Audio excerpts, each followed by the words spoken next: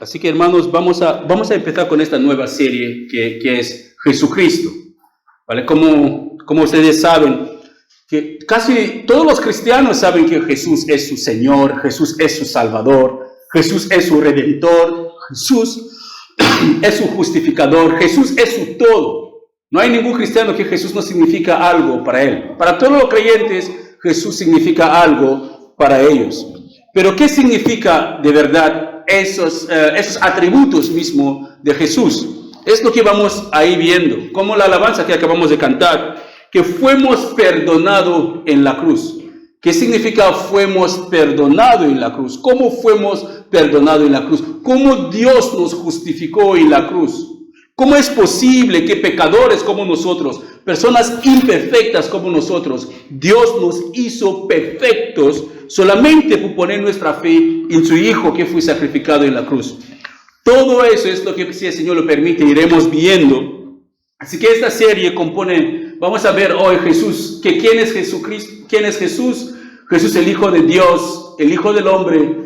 Y la semana que viene, si el Señor lo permite, iremos viendo Jesús el Creador, Jesús el Redentor, el Cordero de Dios, Jesús el Justificador, Jesús el Mediador, el Sumo Sacerdote, Jesús el Rey de Reyes.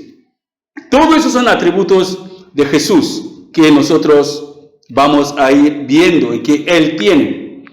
Bueno, la verdad es que para algunas religiones o para algunos grupos religiosos en el mundo, Jesús tiene diferentes significados. No significa lo mismo para nosotros los creyentes. Como por ejemplo para el Islam considera a Jesús como uno de los profetas de Allah, que Él no es el mayor, que Mahoma es mucho más grande que Jesús. Así que después de Jesús, Dios mandó al último profeta según el Islam, que se llama Mahoma.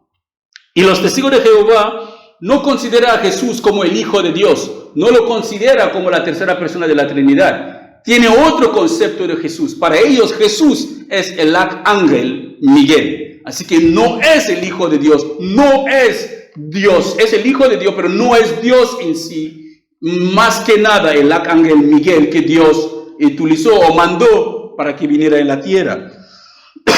Para los mormones, Jesús es aún peor para los mormones. Los mormones creen que Jesús es el hermano de Lucifer, de Satanás, que no existe ningún mal, no existe ningún bien, que todos ellos son propiedades de Dios, que todo pertenece a Dios.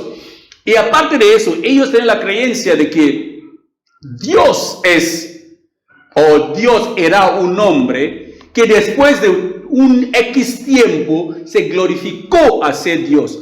Así que todo mormón que usted ve por la calle, esos hombres que andan con esa corbata, con este pantalón negro, camisa blanca, todos aspiran un día ser Dios.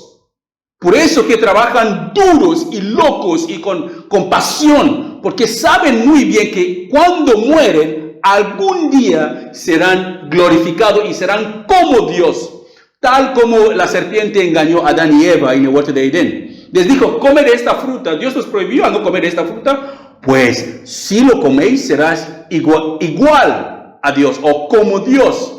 Y vuestros ojos se abrirán, conocerás el bien y el mal. Eso siempre ha sido la pasión del hombre. El hombre quiere ser como Dios. Por eso que hoy en día la ciencia, estamos viviendo en el mundo, es como inteligencia artificial, en el mundo de la inteligencia artificial, que están intentando de incorporar robots en los hombres para crear como un cyborg, un mitad hombre y mitad máquina. ¿Sabe? Quieren crear una nueva especie. El hombre siempre ha intentado ser como Dios. Tenemos sandías sin semillas, tenemos naranjas sin semillas, uvas sin semillas. Sabemos que todo lo que Dios creó tiene semillas, porque la semilla es lo que luego produce la vida de la misma planta. Pero con el tiempo el hombre ha estado manipulando genéticamente las cosas que Dios creó, porque quiere ser igual a Dios. Hoy en día hay algunas mujeres que ya no van al hospital para tener un bebé, dice que no es un hombre para tener un bebé, no quieren casarse, solamente van y inseminación artificial y son mamas. Y hay pruebas científicas que demuestran que en un futuro cercano ya no habrá necesidad de tenerla bien, la mujer no tendrá necesidad de embarazarse, solamente vas a un laboratorio, elige el bebé que tú quieres y pasas después de X tiempo a buscar el bebé y llevarle el bebé a casa. Eso es lo que el hombre quiere hacer, quiere ser igual a Dios o quiere ser Dios mismo. Así que los mormones dicen que Jesús es el hermano de Lucifer o de Satanás. Los budistas dicen que es uno de los maestros que existió y iluminó a la gente con buenas enseñanzas. Así que ellos no tienen nada que ver con Jesús, que es el Hijo de Dios. No, fue alguien como Mahatma Gandhi, fue alguien como Buda. Vino, enseñó, tuvo unas buenas enseñanzas morales y esas cosas. Y tristemente hay muchos que se consideran cristianos que creen en eso. Pero, ¿quién de verdad es Jesús? Si alguien nos pregunta por la calle, ¿quién es Jesús? ¿Qué le diremos? El Hijo de Dios. ¿Y cómo que el Hijo de Dios? ¿Cómo Dios puede tener un hijo? Así que si alguien nos pregunta quién es Jesús, ¿por qué hay tantas opiniones diferentes sobre Él? ¿Y cuál de todas esas opiniones es la verdadera opinión? Porque es imposible que todas las opiniones sean verdades. Debe haber una opinión verdadera y las demás opiniones son incorrectas. Así que eso tiene que ser una pregunta para cada persona antes de salir de esta tarde. ¿Quién es Jesús para ti?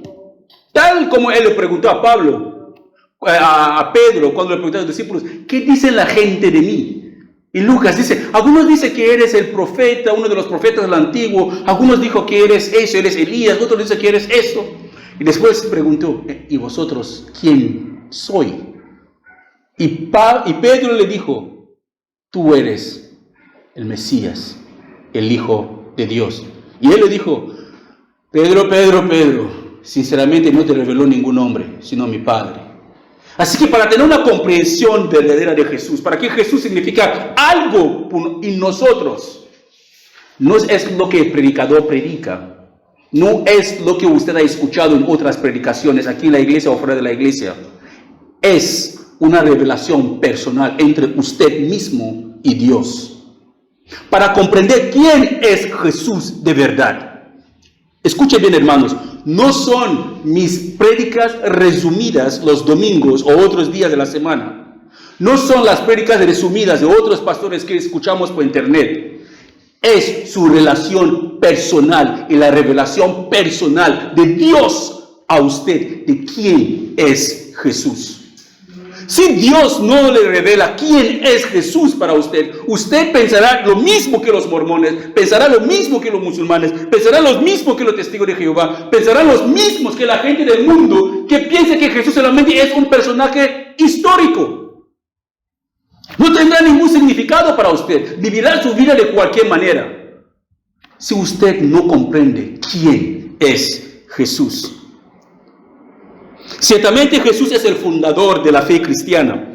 Hace más de 2000 años Él empezó todo eso en Israel. Y ahora Jesús tiene más seguidores en todo el mundo entero que todas las religiones o las creencias. Así que para poder conocer quién es Jesús, o para poder conocer quién es usted, la manera que puedo conocerle no es preguntando a los vecinos, que oye, háblame de Yadira, oye, háblame de Ana, oye, háblame de Marisol, o de Gladys, o de fulanito, o de fulanita. No. Para conocer una persona, como es la persona, hay que preguntarle a la persona misma, ¿quién eres tú? Y la persona te dará todo su historial, toda su vida. Vengo de X país, soy esto, soy esto, soy esto. Así que lo mismo, para esta predicación resumida, que puedo llamarlo así, para comprender quién es Jesús, comprender de una manera limitada, vamos a ir a la palabra de Dios, para que Jesús mismo nos dice quién es Él. Porque todo lo que se ha mencionado, todo lo que hemos visto antes, y todo lo que iremos estudiando son los atributos mismos del Señor Jesús. No voy a poner todos los versículos aquí en la pared, pero yo les animo que si tienen un bolígrafo y un papel, por favor, lo vaya copiando o después cuando escuche la predicación lo vuelves a escuchar y a apuntar. Así que la primera cosa que Jesús habla de sí mismo lo podemos encontrar en Juan capítulo 6, de versículo 35 y 51. Juan capítulo 6, 35 y 51. Jesús dice que yo soy el pan de vida. Yo soy el pan verdadero. No está hablando de comida, como la vara de pan que compramos en los pakistaníes a 50 céntimos o en la tienda a 20 céntimos. No está hablando de pan así. Es una metáfora que él usa. Sabemos que el pan en sí, en la palabra, significa es alimento. Así que él está diciendo que yo soy el alimento de vida. Pero no está hablando de comida en sí. No la comida que nosotros comemos, no el alimento que nosotros comemos. Eso no es literal. Aunque el pan aquí representa el alimento, tal como nosotros necesitamos el alimento cada día para vivir, Jesús nos dice que Él es ese alimento espiritual, es la persona que nosotros necesitamos principalmente cada día en nuestras vidas para vivir. Él es el pan de vida, el alimento de vida, el alimento que nos da vida, que sin Él no tenemos vida. También en Juan capítulo 8, versículo 58, Él se dice a sí mismo que yo soy. Yo soy es un atributo de Dios en sí. Ese es el nombre de pacto de Dios que Dios le dio a Moisés en la zarza ardiente antes de mandarle a Egipto para liberar a los hijos de Israel. Cuando Moisés le preguntó, pero Señor, si me preguntan cómo te llamas o quién eres tú o quién me ha enviado, ¿qué les diré? Dios le dijo, dile, yo soy, te envío. Así que Jesús aquí se está llamando yo soy, tomando la posición de Dios. Es un nombre que revela su suficiencia o que revela la suficiencia de Dios. Y solo Dios posee estos atributos. Es decir, Jesús se está haciendo igual a Dios. Tenemos a un Jesús que dice que Él es el pan de vida. Y ahora tenemos a un Jesús que nos está diciendo que Él es Dios. También en Juan capítulo 10, versículo 11, Jesús nos dice que Él es el buen pastor. Él es el buen pastor. ¿Qué significa? Que hay muchos pastores y algunos y todos los demás son malos, pero Él es el buen pastor. El pastor en griego es la palabra kalos, que traducido significa bueno. O la palabra griega, traducido es bueno. Cuando dice que yo soy el buen pastor, dice que yo soy el pastor kalos. Es una palabra griega que cuando se traduce en inglés o en español es bueno. Describe que no es que Él es bueno de cualquier manera, pero la bondad aquí es una bondad de nobleza, saludable, bueno y hermoso físicamente. Así que no solamente es bueno, no, es noble, es saludable, es bueno en sí y es hermoso. Así cuando Jesús dice que yo soy el buen pastor, dice que yo soy un pastor noble, soy un pastor saludable, soy bueno como persona y soy hermoso, atractivamente bello. Así que ese contraste no tiene nada que ver con la parte malvada que hoy en día podemos encontrar, como son tristemente algunos pastores que se han convertido a sus ovejas en mercaderes o como maneras de aumentar sus ganancias de la vida. Así que, si seguimos, por lo tanto, al usar la frase que Jesús usa aquí, que yo soy el buen pastor, Jesús hace referencia a su bondad inherente, que tiene una bondad interna, su justicia y su belleza. Así que como pastor de ovejas, Él es quien protege, no solamente nos protege como cristianos, pero nos guía y nos nutre cada día. Nos nutre no solamente con la comida que nosotros comemos, pero nos nutre también espiritualmente cuando nosotros nos acerquemos a Él. También podemos ver en Juan 11, 25. No voy a dar todas esas explicaciones de estas, sino no podremos terminar, pero quiero que enfatizamos en algunos atributos específicos. Pero apunta esos versículos y después lo pueden mirar tranquilamente en casa. En Juan 11, 25, Jesús dice, yo soy la resurrección y la vida. Todos esos atributos iremos viéndolo más adelante cuando intentaremos de expandir sobre los demás atributos. En Juan 14:6, Él dice, yo soy el camino, la verdad y la vida.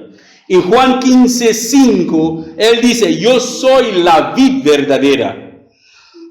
En Apocalipsis capítulo 1, versículo 8, Jesús dice, yo soy el alfa, el omega, el principio y el fin, el que es, que siempre era y quien aún está por venir. Yo soy el Todopoderoso. Apocalipsis 1:8. También en Apocalipsis 1:18, Él dice, yo soy el que vive. Apocalipsis 1:18. En Apocalipsis 2:1, Él dice, soy el que tiene las 7 estrellas en la mano derecha. En Apocalipsis 2:8, Él dice, soy el que camina en medio de los 7 candeleros de oro. En Apocalipsis 2:13, Él dice, soy el que tiene la espada aguda de doble filo, el Hijo de Dios. En Apocalipsis 2:18, Él dice, soy el que tiene los ojos como llamas de fuego. En Apocalipsis 3:1, Él dice, soy el que tiene el Espíritu de Dios de 7 aspectos, las 7 estrellas. En Apocalipsis 3:7, Él dice, soy el que tiene la llave de David. En Apocalipsis 3:14, Jesús dice, soy el testigo fiel, el verdadero, el principio de la nueva creación de Dios. Todo eso son atributos, descripciones de sí mismo que el Señor Jesús nos está dando. Y si lo miramos bien, no tiene nada que ver a comparación a todo lo que las demás, o todo lo que el Islam habla de Él. No tiene nada que ver lo que los testigos de Jehová piensan de Él. No tiene nada que ver con los mormones y los budistas, es lo que el mundo piensa de Él. Hermanos, quiero que se pregunta, si este Jesús, con todos esos atributos que hemos leído, ¿es el mismo Jesús que usted conoce o es otro Jesús que usted conoce? Aparte de lo que Jesús habla de sí mismo, otra cosa es los testimonios que otras personas dan de sí. Yo puedo escuchar hablar, yo puedo acercarme a Chepe y él me explica cómo él es. Yo voy a creerle, pero quizás puede decir que no, él está exagerando. Pero para conocerle mucho mejor, tengo que preguntar quizás a otra persona. Quizás me acercaré a un amigo suyo como Roberto y preguntaré, Roberto, háblame un poquito de Chepe. Y ahora vamos a ver lo que otras personas que no es Jesús, que dicen de Jesús, cómo consideran a Jesús. En Juan capítulo 1, versículo 1, el apóstol Juan dice, Jesús es la palabra de Dios. En Lucas 9:20, el apóstol Pedro lo llama el Mesías, que significa el Salvador. En Juan 1:29, Juan el Bautista lo llama el Cordero de Dios que quita el pecado del mundo. En Juan 1:38, el apóstol Andrés le llama Rabbi, que significa maestro. En Hechos capítulo 4, versículo 1, el apóstol Pablo lo llama la piedra principal. En Colosenses 1:15, Pablo llama, Él es la imagen visible de Dios invisible. En el mismo 1:15, Pablo le dice, Él es el primogénito de toda creación. En 1 de Juan 1:1, Juan dice, Jesús es la palabra de vida. Esas son personas, amigos de Jesús, o personas que han tenido un encuentro con Jesús. Ese es el testimonio que dan de Jesús. La pregunta es, ¿quién es Jesús para ti? Esas personas han dado su testimonio sobre Jesús. Pero ¿quién es Jesús para ti? Ellos han dicho lo que Jesús significa para ellos. ¿Quién es Jesús para ellos? Pero ¿quién es Jesús para ti? Si Jesús no es nada para ti, o si has escuchado el Evangelio y estás aún batallando para formalizar una relación con Él, yo te animo personalmente para que lo considera hoy y pongas a empezar a tener una relación con este Jesús. ¿quién es Jesús para ti? Lo primero que vamos a ver sobre Jesús es Jesús, el Hijo de Dios. Jesús, el Hijo de Dios. Ese es el primer atributo. Así que una de las cosas que hace que los testigos de Jehová rechazan la divinidad de Jesús es porque ellos no pueden entender cómo es posible que Jesús puede ser el Hijo de Dios. ¿Cómo es posible que Jesús puede ser el Hijo de Dios? Eso los testigos de Jehová no lo pueden comprender. Ni los musulmanes no lo pueden comprender. Para ellos es blasfema decir, o es una blasfemia decir que Dios tiene un hijo. Ellos piensan que cuando alguien dice que Jesús es el Hijo de Dios, quiere decir que el Padre, Dios el Todopoderoso, se casó con María o tuvo una relación con María y nació Jesús. Esa es la mentalidad que ellos tienen. Así que eso es porque ellos aún no han podido comprender o han limitado el poder de Dios. Porque si pensamos que Dios no puede tener un hijo, porque aún Dios siendo el Todopoderoso. Escucha bien, hermanos, en Juan capítulo 4, 24, Juan nos dice que Dios es espíritu.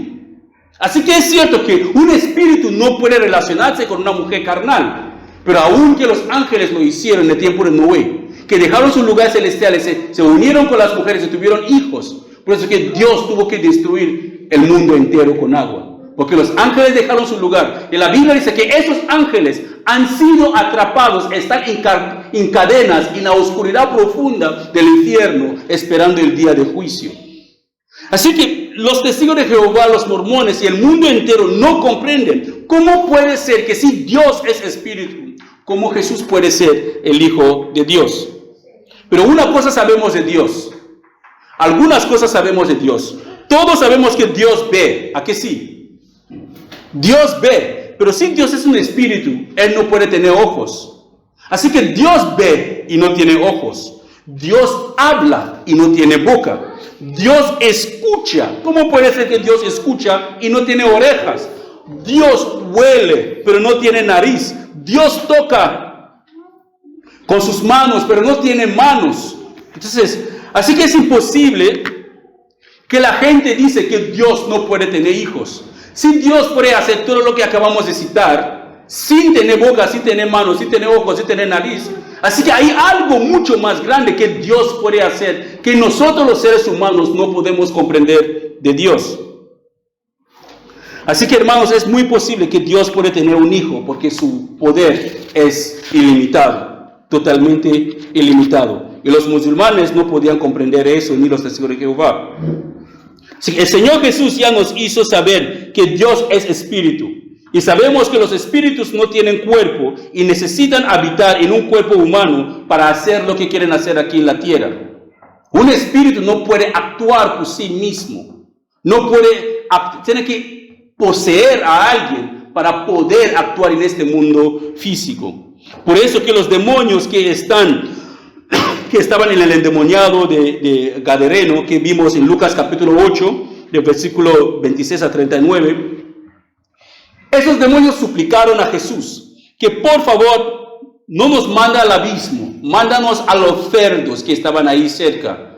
Y Jesús les dio la autoridad para entrar en los cerdos, porque ellos necesitan poseer un cuerpo, si no, no tienen ninguna influencia. Dice Mateo 21, 43 a 45, es Jesús hablando, que cuando un demonio, cuando un espíritu maligno sale de alguien, va por el desierto, va por el desierto caminando, buscando dónde descansar, está buscando otra persona a quien poseer.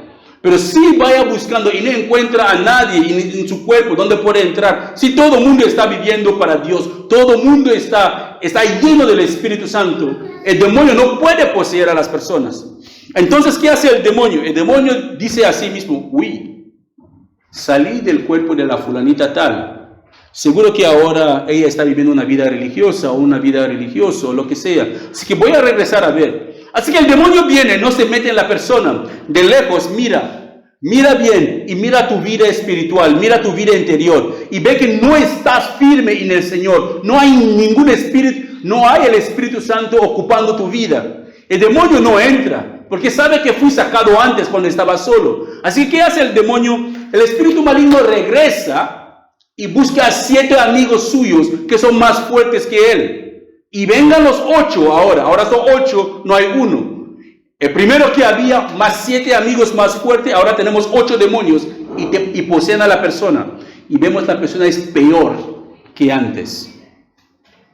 Quizás la persona venía a la congregación, a la iglesia, oraba, predicaba, cantaba, hacía de todo para el Señor. Y un día fue descuidando su propia relación con el Señor y poco a poco se fue al mundo y se volvió peor de lo que era antes.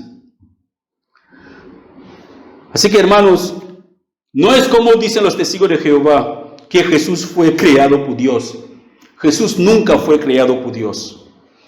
Él no es una de las creaciones hechos de la mano de Dios. Pero la palabra nos dice que antes del principio, antes de que Dios creó todas las cosas, Jesús ya existía con el Padre.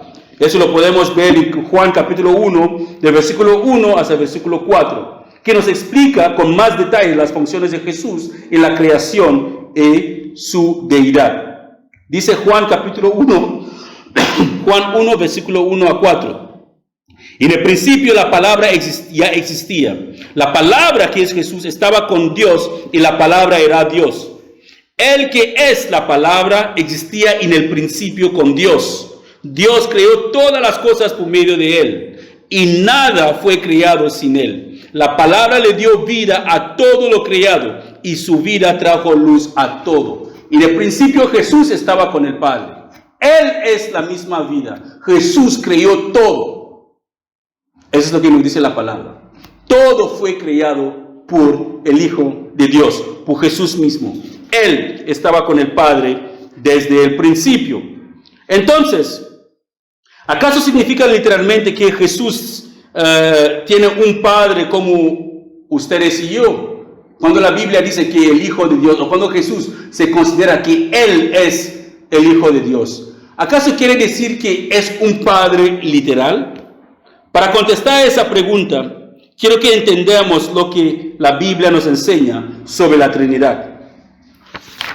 Y esa es una de las doctrinas que mucha gente lo niegan. Solo Jesús, los testigos de Jehová, tiene razón para decir que la palabra Trinidad en sí no existe en la Biblia. Eso es cierto. Si la buscamos, no la encontramos. Pero es una palabra que se usa para explicar que cómo puede ser que hay 3 seres diferentes, pero los 3 son uno y forman un solo Dios.